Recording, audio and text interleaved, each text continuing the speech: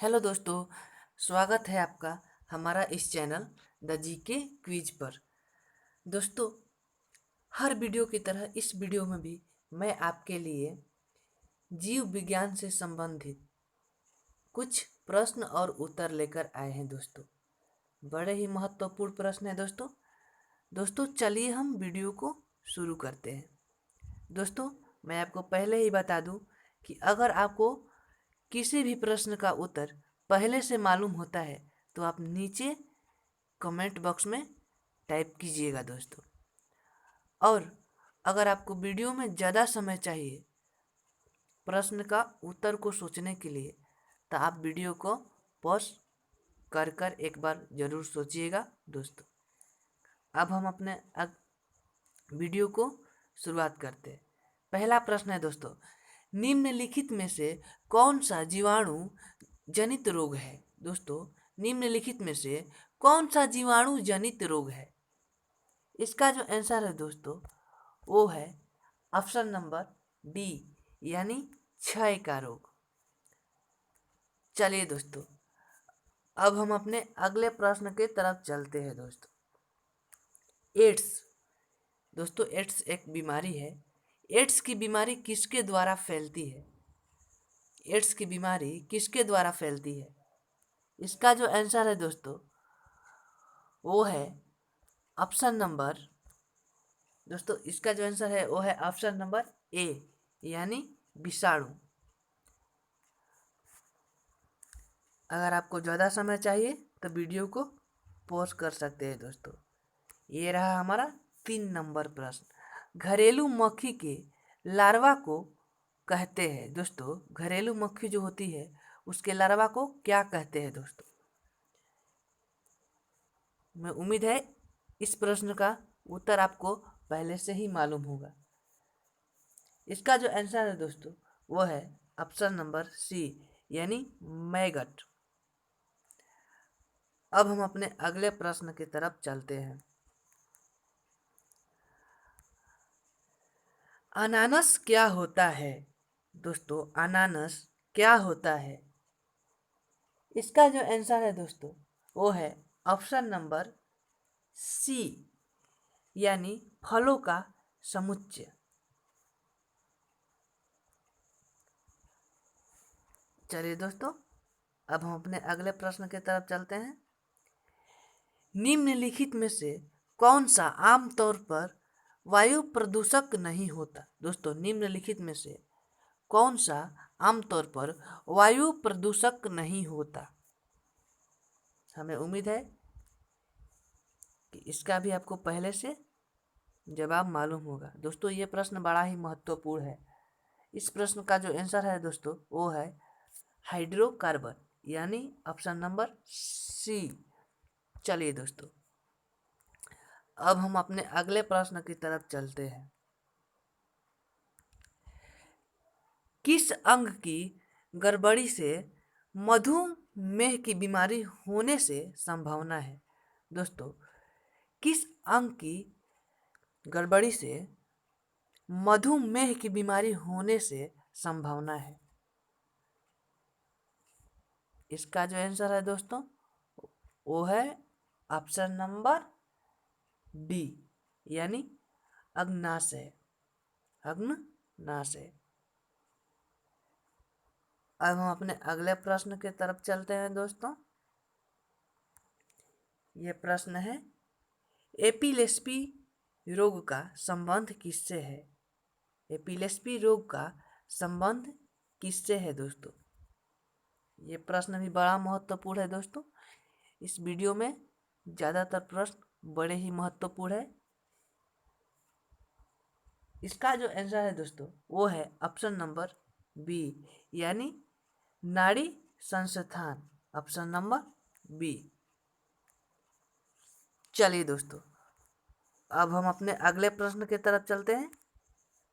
DNA, यानी DNA उपस्थित रहता है दोस्तों। डीएनए जो है वो कहाँ उपस्थित रहता है? इसका जो आंसर है दोस्तों वो है ऑप्शन नंबर ए, यानी केंद्रक में। दोस्तों, इसका आंसर है ऑप्शन नंबर ए, यानी केंद्रक में।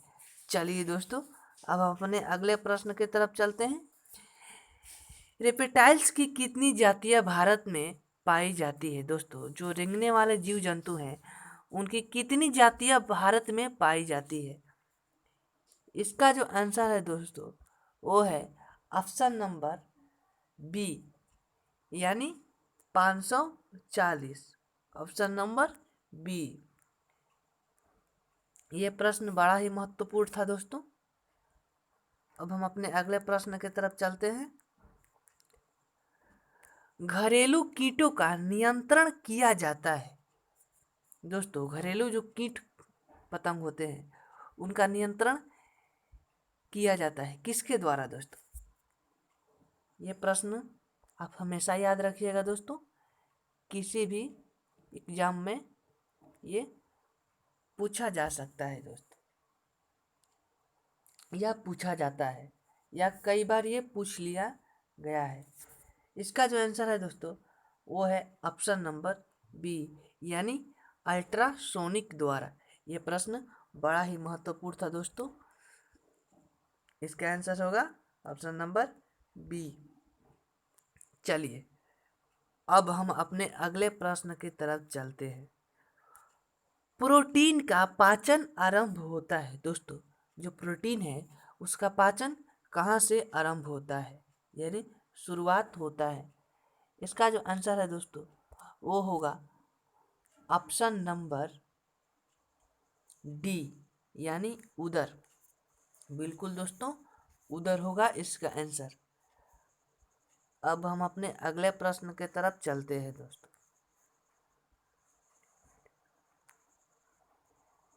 टेरामाइसिन की आविष्कारक कौन थे? दोस्तों, टेरामाइसिन की आविष्कारक कौन थे? ये प्रश्न सबसे महत्वपूर्ण है दोस्तों, इसे आप हमेशा याद रखने की कोशिश कीजिएगा, या हम तो कहेंगे इस प्रश्न को आप कभी भूलिएगा ही ना। इसका जो आंसर है दोस्तों वो है ऑप्शन नंबर ए, यानी फीमेल। Option number A. अब हम अपने अगले प्रश्न की तरफ चलते हैं दोस्तों। भारत में विषैले सांपों की कुल प्रतिशत संख्या है। दोस्तों, भारत में जो विषैले सांप पाए जाते हैं उनकी कुल प्रतिशत संख्या है। इसका जो आंसर है दोस्तों वो होगा ऑप्शन नंबर ए, यानी 35%। दोस्तों, 35% दोस्तों। इसका जो आंसर है वो होगा ऑप्शन नंबर ए। अब हम अपने चलते हैं अगले प्रश्न की तरफ। यदि पृथ्वी पर सभी कवक और जीवाणु न रहे तो, यानी कहने का मतलब है दोस्तों, यदि पृथ्वी पर यानी हमारा धरती पर सभी कवक और जीवाणु न रहे तो क्या होगा?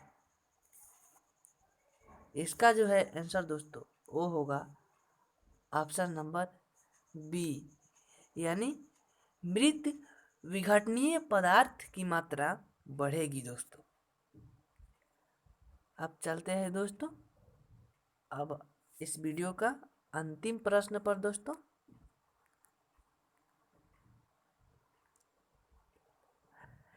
बारबरा मैकलिंटोक किस पर कार्य करने के लिए प्रसिद्ध है? दोस्तों, बारबरा मैकलिंटोक किस पर कार्य करने के लिए प्रसिद्ध है?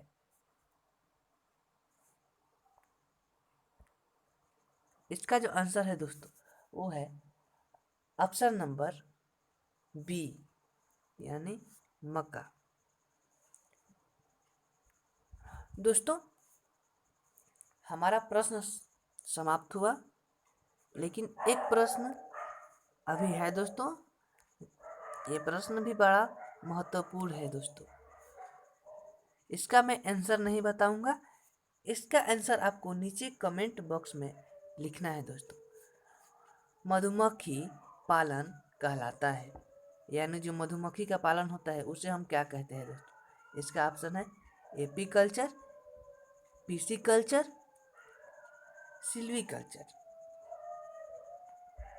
इसका जवाब आपको कमेंट बॉक्स में देना है दोस्तों। चलिए दोस्तों, अब वीडियो को हम समाप्त करते हैं। मिलते हैं किसी नेक्स्ट वीडियो में। तब तक